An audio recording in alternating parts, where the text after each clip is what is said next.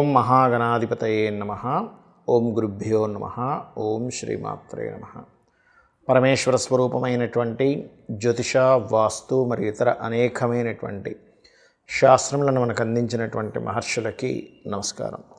హయగ్రీవ హయగ్రీవ హయగ్రీవేతి యో వదేత్ తస్య నిస్సరతే వాణి జహ్నుకన్యా ప్రవాహవత్. అరుణాం కరుణాతరంగితాక్షీం ధృతపాశాంకుశపుష్పబాణచాపాం అనిమాదిభిరావృతాం మయూకైః అహమిత్యేవ విభావయే భవానీం. శ్రీమాత్రే నమః. ప్రేక్షకులకి ఆ లలితాంబిక అమ్మవారి యొక్క అనుగ్రహం పరిపూర్ణంగా కలగాలని మనస్ఫూర్తిగా కోరుకుంటూ మనం ఈరోజు వార ఫలితాల్లో 9వ తేదీ నుంచి 15వ తేదీ వరకు 12 లగ్నాల వారికి, లగ్నం తెలియని వారు రాశిని చూసుకున్నాం. ఇక్కడ కన్ఫ్యూజన్ ఏమీ లేదు. ముందు లగ్నం చాలా ప్రధానం. ఎందుకంటే లగ్నం ప్రతి 2 గంటలకు మారిపోతుంది, రాశి ప్రతి 2.5 రోజులకు మారుతుంది. కాబట్టి లగ్నం తెలుసు అనుకోండి, లగ్నం నుంచే చూసుకోండి. లగ్నం తెలియదండి, మా వాళ్ళు ఎవరు నోట్ చేయలేదు టైం అనుకునేవారు రాశి నుంచి చూసుకోవచ్చు, ఏం అభ్యంతరం లేదు. ఎందుకంటే రాశి ఈజ్ మైండ్, మన మైండ్ పరంగా కూడా మనం వెళ్తూ ఉంటాం జీవితం అనేది. అయితే ఇక్కడ ఈ వారం ఈ గ్రహస్థితి ఎలా ఉంది అని చూసుకున్నట్లయితే మనకి శని, రాహు, కేతువు, గురువు అంటే వృషభంలోని, కన్యలోని, కుంభంలో ఉండే శని, మీనంలో ఉండే రాహు అలాగే ఉంటారు. కాకపోతే గ్రహాలు కొన్ని మాత్రం మారుతాయి. శుక్రుడు ఇక్కడే ఉంటున్నాడు మీనంలోనే, కుజుడు వక్రించి ఇక్కడే ఉంటున్నాడు, చంద్రుడు ఈ మిథునం నుంచి కన్య వరకు సంచారం జరుగుతుంది ఈ వారము. ఈ రవి బుధులు ఇద్దరూ మాత్రం రవి 13వ తేదీ కుంభంలోకి, బుధుడు 11వ తేదీ కుంభంలోకి మారుతున్నాడు. ఈ యొక్క గ్రహస్థితిని అనుసరించి ద్వాదశ లగ్న లేదా రాశుల వారికి ఏ విధంగా ఉండబోతుంది, ఇటువంటి విషయాల పట్ల జాగ్రత్త వహించాలి, ఏ దేవతారాధన చేసుకోవాలి, ఏ గ్రహ ఆరాధన చేసుకోవాలి అనేటువంటి విషయాలు చెప్తుంది నేనైనప్పటికీ కూడా చెప్పిస్తుంది సాక్షాత్ లలితా అమ్మవారిగా భావిస్తూ ఒక్కొక్క లగ్నం గురించి మనం తెలుసుకుందాం. ధనుర్లగ్నము ధనస్సు రాశి. ధనస్సు వారికి కనుక చూసుకున్నట్లయితే ఈ వారం అంతా కూడా మీరు మీ యొక్క సంతానాన్ని విదేశాలకు పంపించాలనేటువంటి ప్రయత్నం ఫలిస్తుంది. రాజకీయంగా కొన్ని ప్రజల్లో కొన్ని సేవా కార్యక్రమాలు చేయడం ద్వారా రాజకీయంగా మీరు ఒక హైలైట్ అవ్వడము ఇటువంటివి చూపిస్తున్నాయి. అదేవిధంగా ఫైనాన్షియల్గా ఎలా ఉంది అని చెప్పి చూసుకున్నట్లయితే ఫైనాన్షియల్గా ముఖ్యంగా కన్స్ట్రక్షన్ రంగాల్లో ఉండేటువంటి వారికి, స్కూల్స్ కాలేజెస్ నడిపేటువంటి వారికి, సాఫ్ట్వేర్ రంగాల్లో ఉండేటువంటి వారికి చాలా అనుకూలమైనటువంటి పరిస్థితులు ఉన్నాయి. 3వ స్థానంలో అధిక గ్రహాలు ఉన్నందుకు కొంచెం ధైర్యంగా, పరాక్రమంగా కొన్ని పనులు చేపట్టి విజయవంతం పొందుతారు. మరియు ఎప్పటి నుంచో గృహం కోసం ప్రయత్నం చేసేటువంటి వారికి మీ యొక్క డ్రీమ్లో ఏదైతే ఒక అందమైనటువంటి గృహం ఉందో అంత అద్భుతమైనటువంటి గృహాన్ని ఈ వారం మీరు కనుక ప్రయత్నం చేసినట్లయితే రావడం జరుగుతుంది. మరియు అదేవిధంగా ఈ 4, 6 అధిపతుల యొక్క పరివర్తన వల్ల హోమ్ లోన్స్ కూడా లభిస్తాయి, అందులో ఎటువంటి సందేహం లేదు. కాకపోతే కొంత ఈ 3వ స్థానంలో 2 గ్రహాలు ఉన్నందుకు గతంలో ఉన్నటువంటి కొన్ని విషయాల వల్ల అన్నదమ్ముల మధ్య చిన్న డిస్టర్బెన్సెస్ రావడం, మళ్ళా మధ్యవర్తి ఎంటర్ అయ్యి కొంచెం సర్దు మణించడం వల్ల అది అసలు క్లియర్ అవడం అనేటువంటి చాలా స్పష్టంగా గోచరిస్తుంది. కాకపోతే మీరు ఉద్యోగ స్థానంలో కేతువు యొక్క సంచారం జరుగుతుంది కాబట్టి ఉద్యోగ సంబంధించిన విషయంలో తొందరపాటు నిర్ణయాలు అనేవి అస్సలు పనికిరావు. మరియు అదేవిధంగా సప్తమాధిపతి కూడా కాస్త శనితో తృతీయాధిపతితో కలిసి ఉన్నాడు కాబట్టి ఈ వారం మీరు చేసేటువంటి వివాహ ప్రయత్నాలు కూడా పెద్దగా అనుకూలించటం లేదు.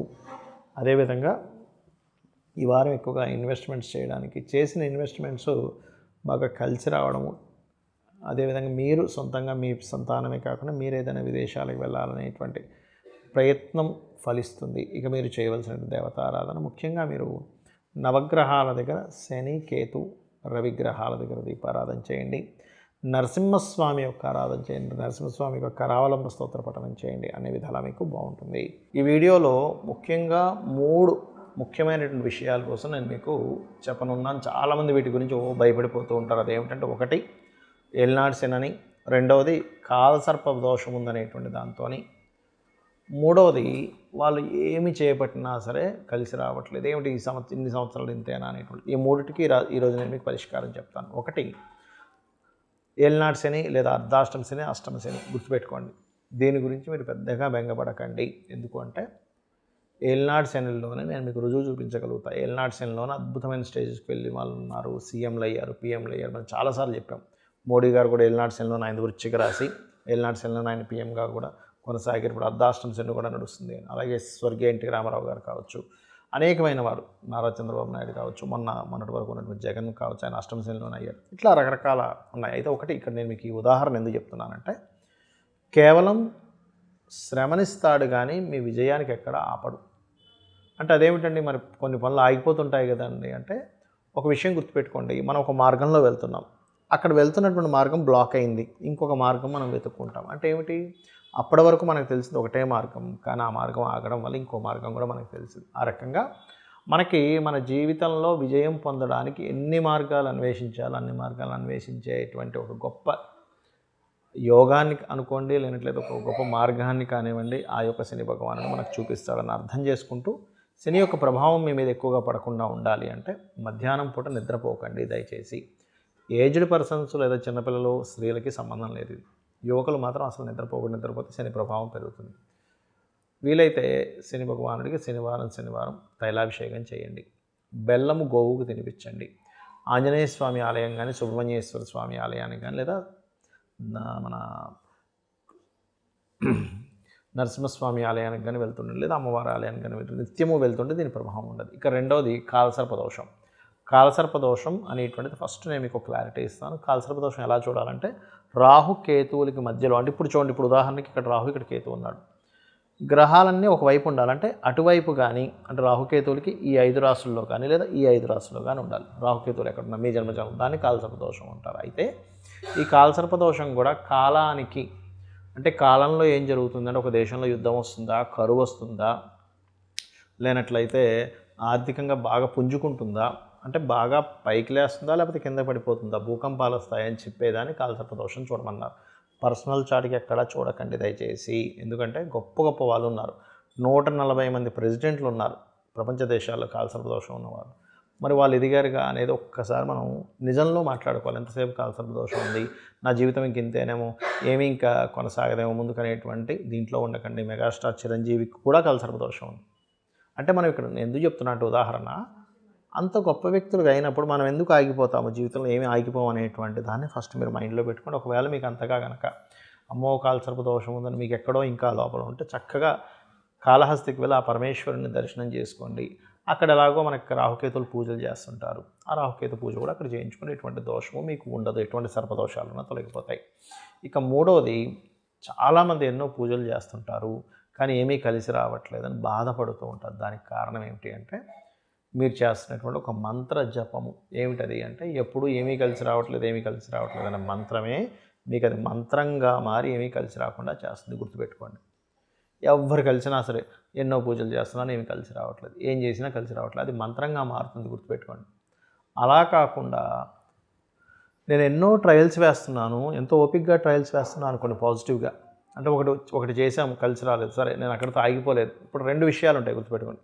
ఒకే సంఘటనని 2గా ఆలోచించవచ్చు. ఎలాగా, ఏం చేసినా కలిసి రావట్లేదని నెగిటివ్గా ఆలోచించవచ్చు, కానీ నేను అందరిలో ఆగిపోలేదు, ఏది కలిసి వస్తుందో అన్వేషణలో ఉన్నాను పాజిటివ్గా ఆలోచించవచ్చు.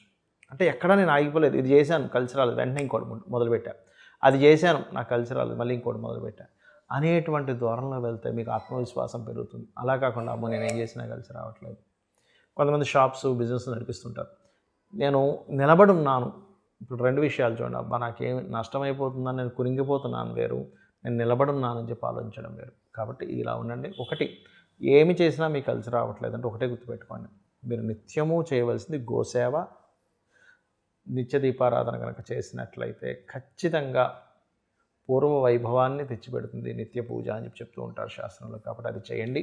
మరొకటి ఏంటంటే, నిత్యము లలితా సహస్రనామాల యొక్క శ్రవణము లేదా పఠనము చేయండి. ఇవాళ రేపు అందరికీ అప్పులు, ఫైనాన్షియల్ ప్రాబ్లమ్స్ ఉంటాయి. దానికి పర్టికులర్గా ఓం అపర్ణాయే నమః అనే నామాన్ని నిత్యము జపించండి. ఖచ్చితంగా అమ్మవారి యొక్క అనుగ్రహంతో మీ యొక్క అప్పుల బాధలు తొలగుతాయి. అదేవిధంగా ఓం సంపత్కరీ సమారూఢ సింధుర వ్రజసేవితాయే నమః అనే నామస్మరణ చేయండి. 100% మీరు ఏదైతే ఇప్పుడు ఫైనాన్షియల్గా ఇబ్బంది పడుతున్నారో తగ్గుతుంది. దాంతోపాటు ఇళ్లల్లో చాలామంది వాస్తుపరంగా ఉత్తరం వైపు డార్క్ కలర్స్ వేస్తుంటారు, లేనట్లయితే గ్రీన్ కలర్, మన రెడ్ కలర్స్ లాంటివి ఎక్కువగా వేస్తుంటారు, ఎల్లో కలర్స్ వేస్తుంటారు. ఉత్తరంలో ఆ కలర్ వేయకండి. ఇంటి లోపల వైపు పూర్తిగా ఉత్తరం గోడకు వైట్ కలర్ ఉండేలా చూసుకోండి. ఇలా కొన్ని వాస్తుకు సంబంధించిన దోషాల వల్ల కూడా మీకు ఫైనాన్షియల్ ఇబ్బంది వస్తుంటుంది. వేస్టేజ్ జోన్లో తీసుకెళ్ళి మనీ పెట్టడము, గెయిన్స్ అండ్ ప్రాఫిట్ జోన్లో పెట్టాలంటే నైరుతి గదిలో వాయువ్య మూల పెట్టండి, ఖచ్చితంగా బాగుంటుంది. ఈ యొక్క విషయాలు మీరు తెలుసుకొని మీ యొక్క జీవితాన్ని ఆనందంగా మార్చుకుంటారని చెప్పి కోరుకుంటూ శ్రీమాత్రే నమః.